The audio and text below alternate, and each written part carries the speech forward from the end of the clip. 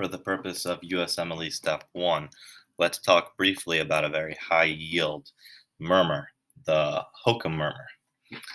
What's the cause and where are you going to see a HOCM murmur?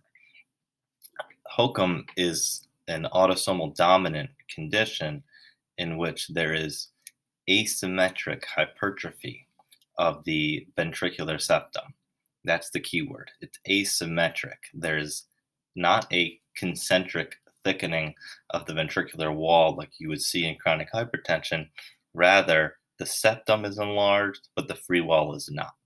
And what that causes is a functional aortic stenosis, I like to think of it as, meaning it is causing an outflow obstruction similar to aortic stenosis, but not because the valve is tight.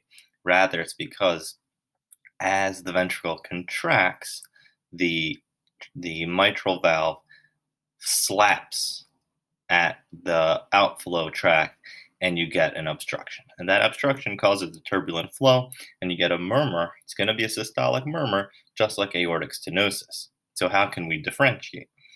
Number one, it's generally going to be a younger person.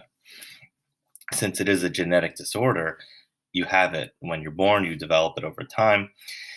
And the classic presentation is a young athlete with either syncope or sudden cardiac death. On exam, the way you differentiate it is that most murmurs, if you increase preload, their volume increases because there is more turbulent flow, because there is more blood traveling through the obstruction. However, with a HOCM, it's the opposite. Because HOCM, there is no fixed obstruction like a stenotic valve. It's a functional obstruction because of how the ventricle is moving.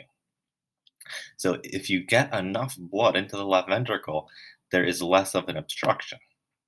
So if you do any maneuver that increases the preload, like lying down or the release phase of a Valsalva, the murmur actually gets quieter. And if you decrease preload, the obstruction gets worse. So if you do the strain of a Valsalva or you stand up, a HOCM murmur will get louder.